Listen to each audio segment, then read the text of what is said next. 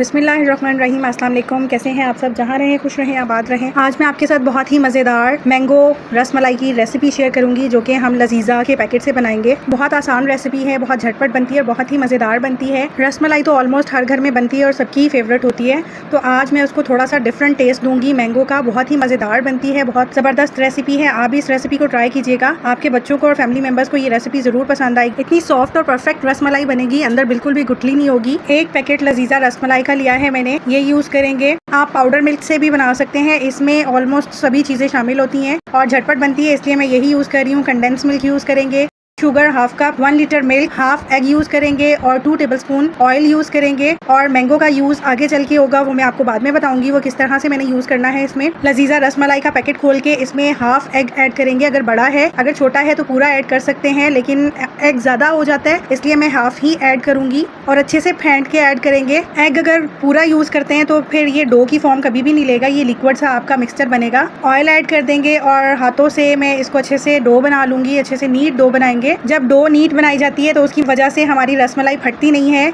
और बिखरती भी नहीं है। अब जिस पैन में हमने रसमलाई बनानी है उसमें 1 लीटर मिल्क को ऐड कर देंगे और मिल्क को बॉयल आने तक गर्म करेंगे। मैं यहाँ पर 1 लीटर ऑलपस का मिल्क यूज़ कर रही हूँ, आप फुल फैट मिल्क भी यूज़ कर सकते हैं। ऑलपस थिक जल्दी हो जाता है इसलिए ऑलपस यूज़ कर रही हूँ, आप जो भी मिल्क यूज़ करना चाहें कर सकते हैं। हाफ कप शुगर ऐड कर देंगे और हाफ टिन कंडेंस मिल्क का ऐड करेंगे। शुगर आप अपने टेस्ट के अकॉर्डिंग ऐड कीजिएगा, कंडेंस मिल्क अगर है तो ठीक है आप डाल सकते हैं, वरना ऑप्शनल है, लेकिन इससे बहुत ही अच्छा टेस्ट आता है। आप मिल्क को अच्छे से मिक्स कर लेंगे और ये देखिए मिल्क बॉयल होने की तरफ आ चुका है, शुगर भी अच्छे से डिजोल्व हो चुकी है। अब जो मैंने डो रेडी की थी उसके छोटे छोटे बॉल्स बनाएंगे और इस तरह से प्रेस करके तो बॉयल मिल्क में ऐड करते जाएंगे।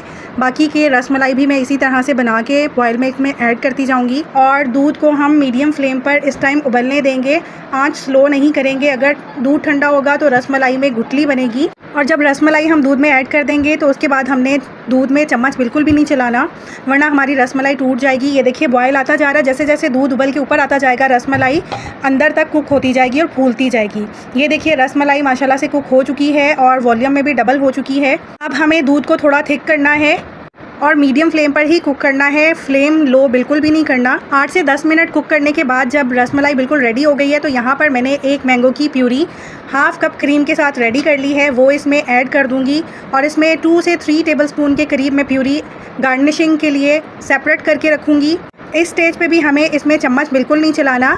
जैसे हम कोफ्तों को मिक्स करते हैं, पैन को हिला के इसी तरह से क्रीम और मैंगो की प्यूरी को मिक्स करेंगे ताकि हमारी रसमलाई बिल्कुल भी टूटे नहीं और मैंगो की प्यूरी अच्छे से मिक्स हो जाए। मैंगो की प्यूरी डालने से मिल्क और ज़्यादा थिक हो जाएगा और बहुत ही क्रीमी टेक्सचर आएगा इसका। आप भी इस रेसिपी को एक दफ़ा ज़रूर ट्राई कीजिएगा, बहुत ही डिफरेंट टेस्ट था और बहुत ही मज़ेदार बनी थी। इस स्टेज पे आप शुगर भी टेस्ट कर सकते हैं, अगर आपको कम लगे तो आप एक्स्ट्रा ऐड कर सकते हैं, लेकिन मुझे परफेक्ट मीठा लगा इसलिए मैं सेपरेट मीठा ऐड नहीं करूँगी क्योंकि मैंगो भी मीठा था। अब रसमलाई ठंडी हो चुकी है थोड़ी सी, इसको मैं सर्विंग डिश में डिश आउट करूँगी।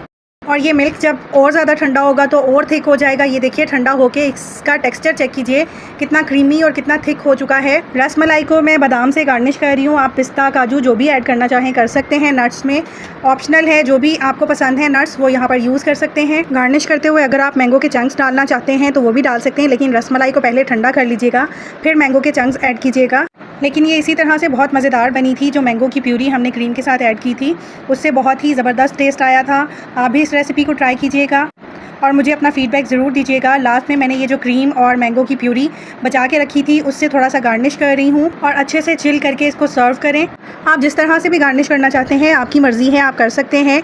अगर आपको रेसिपी पसंद आई हो तो लाइक कीजिएगा, कमेंट सेक्शन में अपना फीडबैक ज़रूर दीजिएगा, जो कि मुझे बहुत ही मोटिवेट करता है कि मैं न्यू रेसिपीज़ आपके लिए लेकर आऊँ। आप रसमलाई आइसक्रीम के साथ भी सर्व कर सकते हैं, उससे भी बहुत ही ज़बरदस्त टेस्ट आएगा इसका। रसमलाई अच्छे से ठंडी हो चुकी है, मैं अब आपको कट करके भी दिखाती हूँ कि अंदर से कितनी सॉफ्ट है, बिल्कुल भी गुठली नहीं बनी, बहुत ही स्पॉन्जी बनी थी। बहुत ही मज़ेदार और बहुत ही ज़बरदस्त टेस्ट था इसका। आप भी ट्राई कीजिएगा इस रेसिपी को।